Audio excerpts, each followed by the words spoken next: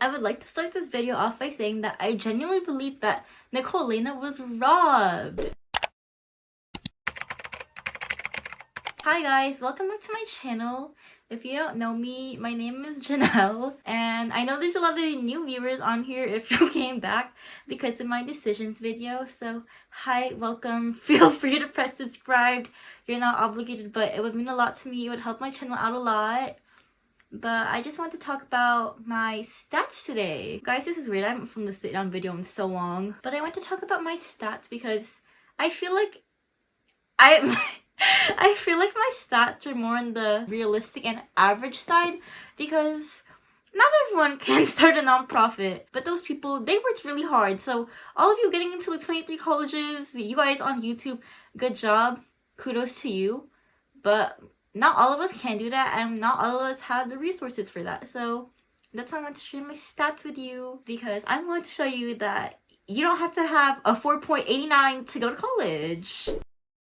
Okay, so I'm going to start off with my demographics. So I am a first-generation Asian American, and I am from the Bay Area, but I'm not from South Bay Area where everyone is fighting to go to an Ivy or something. I don't know. I am middle class, and my school is a majority low-income school, so we don't get the funding that I guess the stereotypical Bay Area schools get. For my application, for every school that I applied to, which you can see in my decisions video, I don't feel like naming all 20 schools. Sorry guys. I applied to every school as political science except for UC Berkeley, where I applied as Asian Dysphoria Studies, because I did it last minute since I already did stuff for the PIQs, because even if I got into Berkeley, which you'll see if I did in my decisions video, I didn't want to go. And for my UCs, for everything, my alternate major was philosophy, except for UC Santa Cruz because they didn't have political science or philosophy. At my school, there were 7 APs offered, and I took 3 of those. And one of them were actually alternating. The AP at my school that's alternating, I took it. It was AP Bio, which is every other year. I took AP US History, and I took AP Lang. And my GPA wasn't great, but it wasn't like absolute shit. So my GPA was a 3.4 unweighed and a 3.7 weighed. I don't know what my rank is technically out of because the size of my class would fluctuate a lot. But as of right now, I am 18th in my class. And I think a mistake that I made, so you guys should learn from me, is summer 2023, so summer going into my senior year, my application season, I actually took, well, I tried to take 3 college classes, but it was hard because I was helping out with taking care of my grandma in the Philippines, and I was in the Philippines. So I should have dropped the classes, but I didn't. I passed one of them though. Then the problem with that was that one of them was A to G, but then I couldn't use it for A to G because I didn't pass it. But I didn't know that I didn't have to put it on my transcript because my school didn't put it, so I put it on my UCs, but not my Common App. So there's that. I explained it in the additional information section. So the whole point of that clip, which I somehow forgot to mention after, was that I included that because it was to teach you guys to not be delulu like I was being and drop the class, get that W. My extracurriculars were marching band for all 4 years. I was actually section leader for this year, my senior year. And I was secretary for sophomore year all the way to now senior year. And sophomore year, I got the Perseverance Award from all the sophomores, I'm pretty sure. I don't know. I was at that award ceremony because I had COVID. Shout out Liv.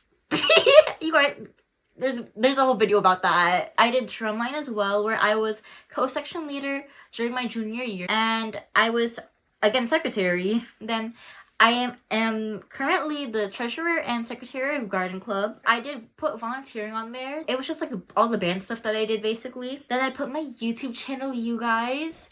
And freshman year we had a World Arts Club. This was during COVID.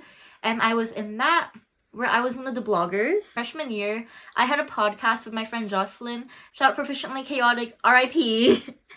And then I did dual enrollment since my junior year. And during senior year, through my dad's union, I joined like some nonprofit. It's called Scholar Match, which is a nonprofit in the Bay Area which helps first-gen / low-income students apply to colleges. So those are all my extracurriculars.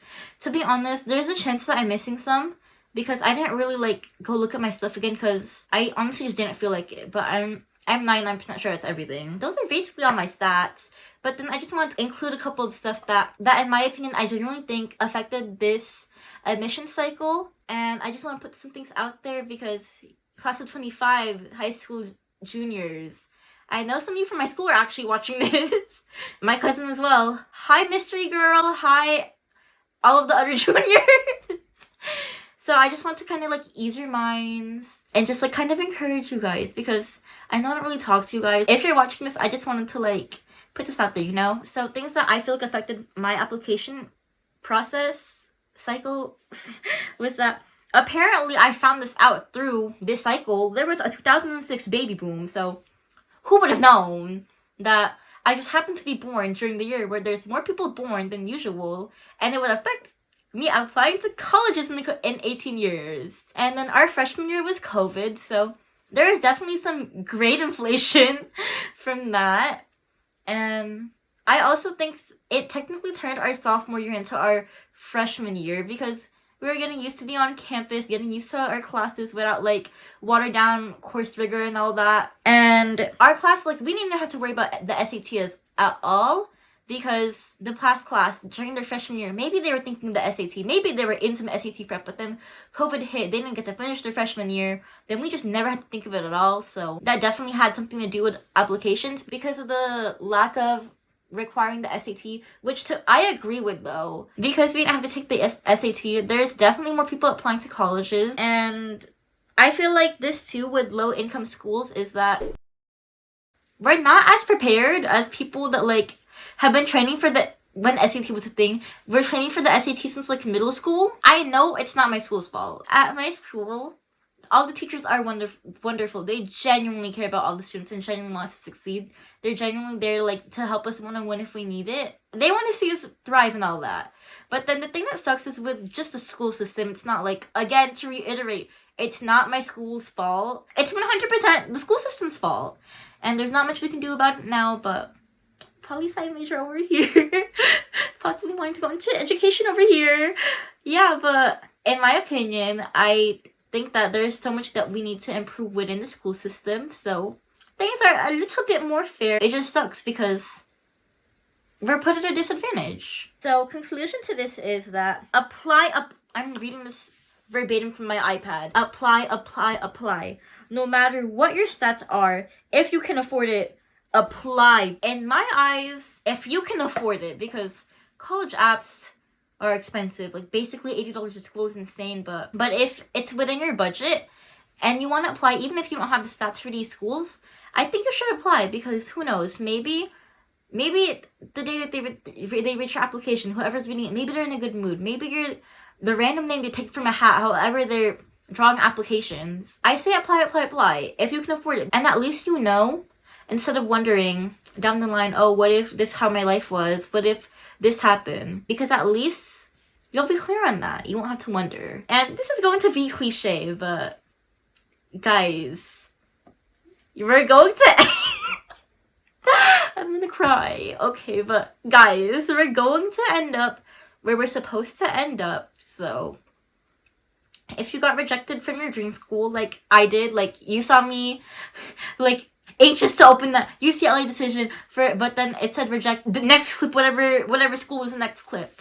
I think it was Wellesley or something. And you saw me, I did not care anymore after that UCLA rejection. If we're going to end up where we're supposed to be, rejection is truly redirection, and I'm not gonna tell you where I'm going yet, but I'm actually excited to go where I'm going to go now. Thanks for watching this video. I hope you enjoyed, and again, want to make this video to show that you don't have to have a 4.78 to get into college, and that even if you don't have a 4.78, you should apply to where you want to go to and where you desire to go to. Yeah, thanks for watching, guys. I'll see you in the next video, and stay tuned May 1st to see what school I will be committing to.